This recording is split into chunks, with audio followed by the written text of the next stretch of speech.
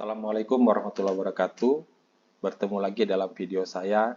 Kali ini saya akan menyampaikan aturan baru yang termaktub dalam keputusan KPU nomor 66 tahun 2024 yang isinya bagaimana pedoman teknis pemungutan dan penghitungan suara di TPS dalam pemilu 2024. Dalam penjelasan saya ini, saya hanya menyampaikan beberapa pengaturan baru yang mungkin sebelumnya tidak secara lugas disebutkan di dalam peraturan KPU nomor 25 tahun 2023, namun diatur lebih detail dan relatif baru pengaturannya, sehingga harus saya sampaikan kepada teman-teman penyelenggara ad hoc.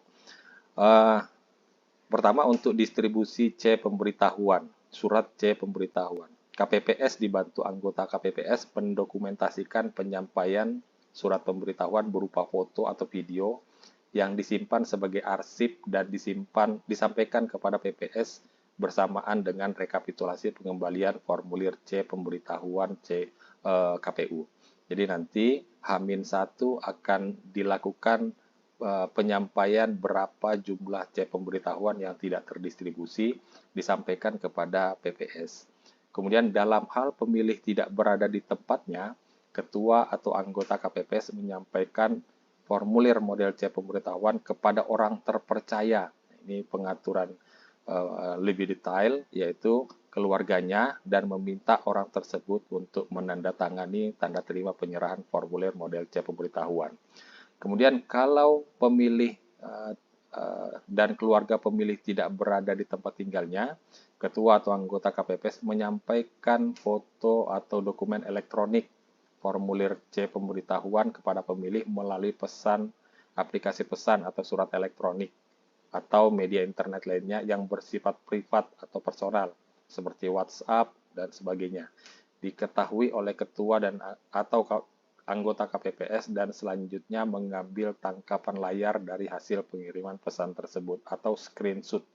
Jadi juga harus dipastikan bahwa pesan atau C pemberitahuan yang sudah terkirim itu sudah terbaca oleh pemilih yang bersangkutan dan terkonfirmasi dia sudah menerima. Kemudian kita buktikan dengan tangkapan layar tadi. Kemudian apabila sampai dengan 3 hari sebelum hari H, ada pemilih yang belum menerima C pemberitahuan, pemilih tersebut dapat memintanya kepada ketua atau anggota KPPS paling lambat H-1 dengan menunjukkan KTP elektronik atau suket. Kemudian ada hal baru juga, pengaturan kedatangan pemilih DPT disarankan menjadi 4 jadwal kehadiran dan diurutkan sesuai dengan nomor urut. Kemudian pengaturannya mulai dari jam 7 sampai jam 7.59, atau jam 8 sampai jam 8.59, atau jam 9 sampai jam 9.59, atau jam 10 sampai jam 10.59, jam per jam. Ini disarankan pada saat distribusi C pemberitahuan, disarankan kepada pemilih untuk hadir sesuai dengan pengaturan pembagian waktu ini.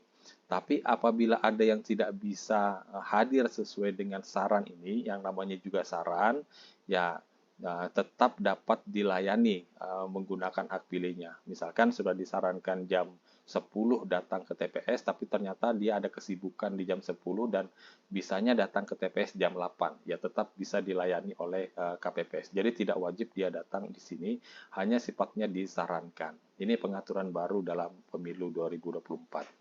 Nah, kemudian dalam hal sampai H-1 terdapat formulir C pemberitahuan yang tidak terdistribusi karena pemilih meninggal dunia, pindah alamat domisili, pindah memilih atau tidak dikenal, tidak berada di tempat dan tidak terdapat keluarga atau orang terpercaya yang dapat dititipkan, maka Ketua KPPS melaporkan rekapitulasi model C pemberitahuan yang tidak terdistribusi kepada PPS, termasuk rekapitulasi C pemberitahuan yang terdistribusi. Jadi yang dilaporkan berapa yang tidak terdistribusi dan berapa yang terdistribusi. Nanti rekapitulasinya ini disampaikan paling lambat H-1 jam 17.00 waktu setempat. Jadi disampaikan sebelum malam. Nah, ini formulir berita acara pengembalian surat pemberitahuan yang tidak terdistribusi dan yang terdistribusi berapa. Jadi ditulis nomor TPS-nya, kecamatan, kelurahan, dan sebagainya. Kemudian rinciannya yang tidak terdistribusi, yang meninggal dunia, yang pindah domisili, yang pindah memilih tidak dikenal atau tidak diketahui, itu berapa jumlahnya. Kemudian yang terdistribusi sebanyak berapa lembar dari total jumlah DPT sebanyak berapa DPT-nya.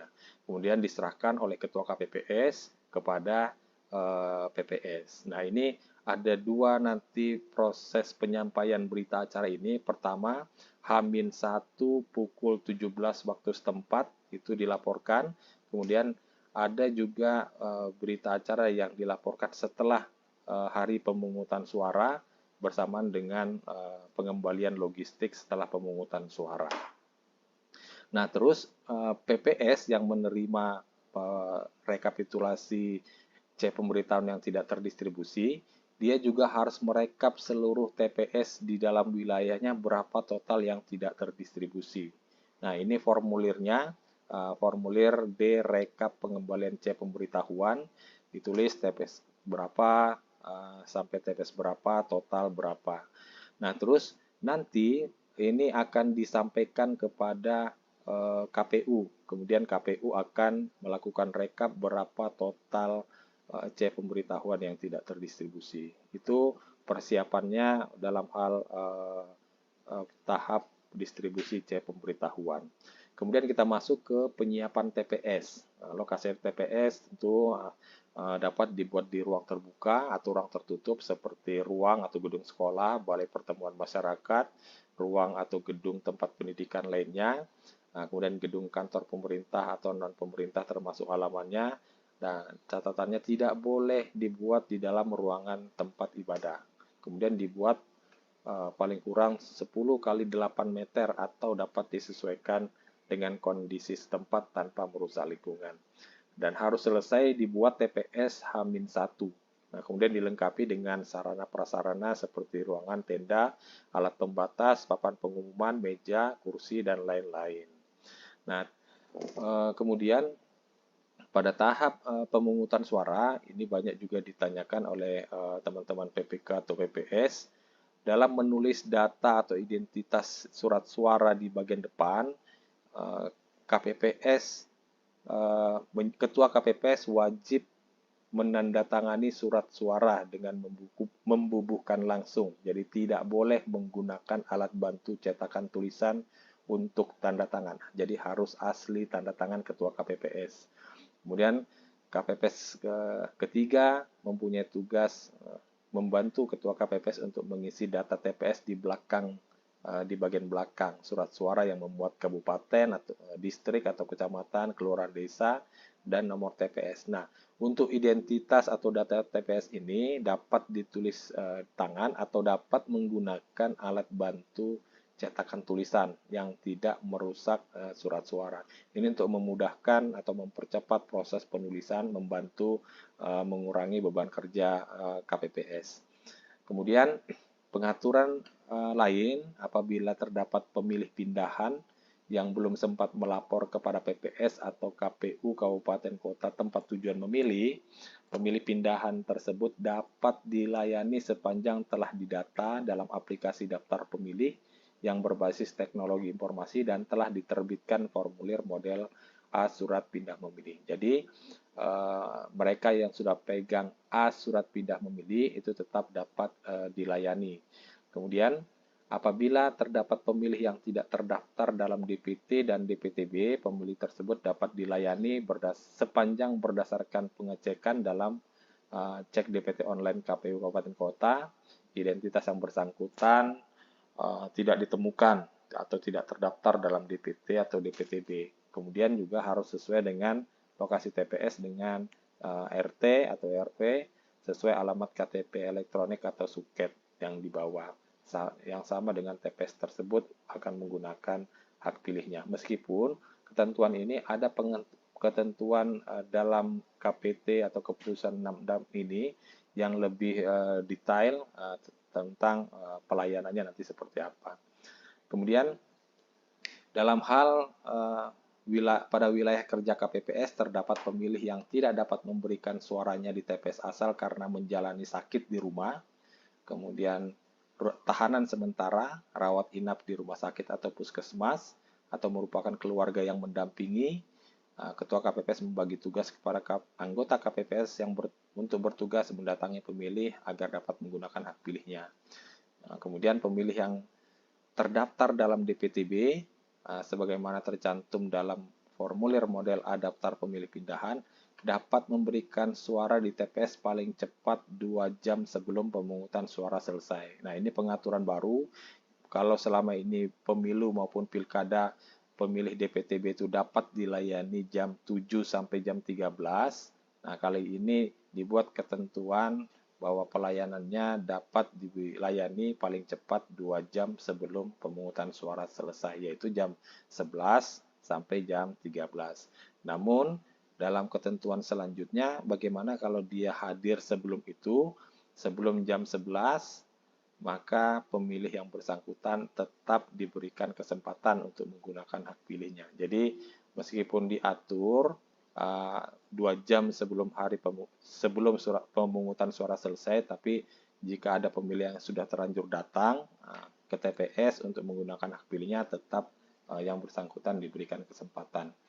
Kemudian untuk memastikan tidak terdapat pemilih yang memberikan suara lebih dari 1 kali, maka dalam hal pemilih DPT yang menggunakan formulir DPTB yang menggunakan formulir A surat pindah memilih luar negeri sebelum 7 hari pindah memilih ke dalam negeri dapat melakukan pemberian suara sepanjang pemilih terdaftar dalam pemilih untuk metode TPS-LN atau KSK serta belum melaksanakan pemungutan suara di TPS-LN atau KSK. Ini bagi mereka yang terdaftar di TPS-LN atau KSK ya, yang akan pindah memilih ke dalam negeri.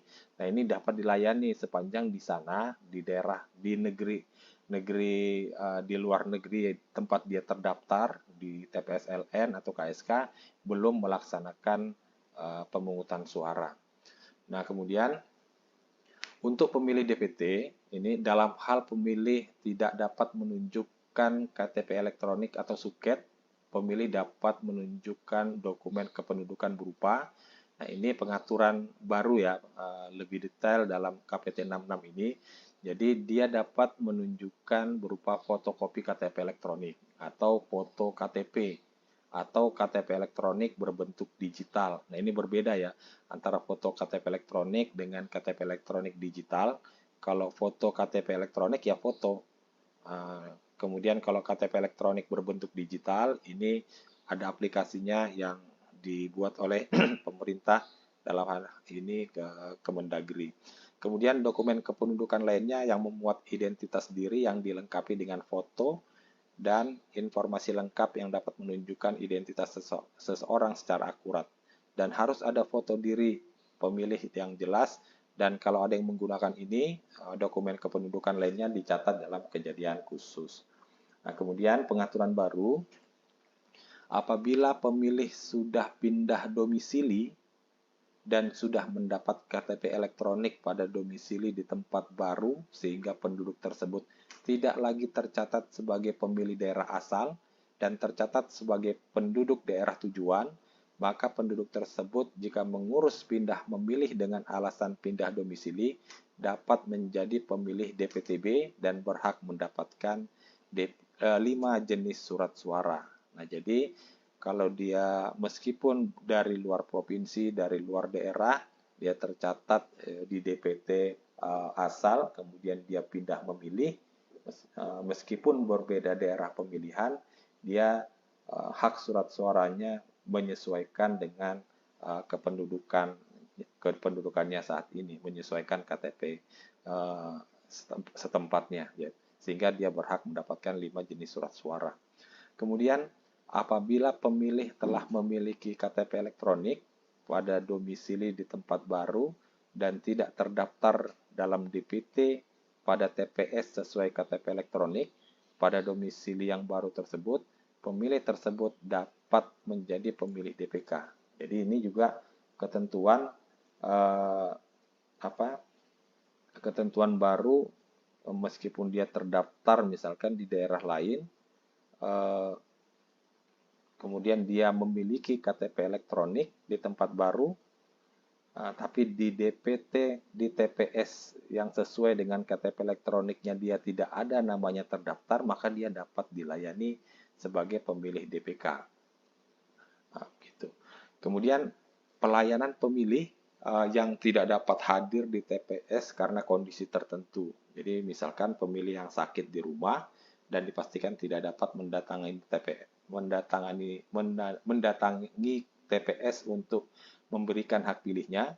Kemudian pemilih yang menjadi tahanan sementara, keluarga pemilih yang bersangkutan melapor kepada KPPS pada saat KPPS menyampaikan formulir C pemberitahuan. Jadi disampaikan memang oleh pemilih kalau memang ada keluarganya yang menjadi tahanan sementara. Atau sebelum pemungutan suara berakhir, jadi sudah disampaikan.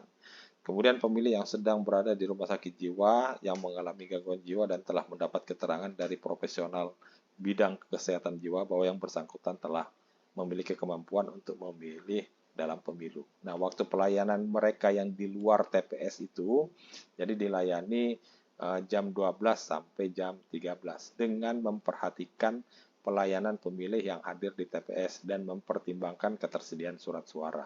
Nah, kemudian secara teknisnya nanti bukan kotak suaranya yang digotong sampai ke rumah yang bersangkutan, tapi perlengkapan yang harus disiapkan yaitu berupa kantong plastik berwarna gelap, kemudian surat suara sesuai dengan jenis pemilu, daftar hadir sesuai dengan jenis pemilih, dan tinta serta alat coblos itu yang dibawa ke rumah pemilih yang sakit tadi atau di dalam rumah tahanan. Bapak Ibu semua, itu penjelasan beberapa poin di dalam ketentuan KPT 66 tahun 2024. Nah, untuk selanjutnya proses penghitungan suara akan saya sampaikan dalam video selanjutnya, karena dalam video ini sudah terlalu kepanjangan jika dilanjutkan. Terima kasih, semoga bermanfaat. Assalamualaikum warahmatullahi wabarakatuh.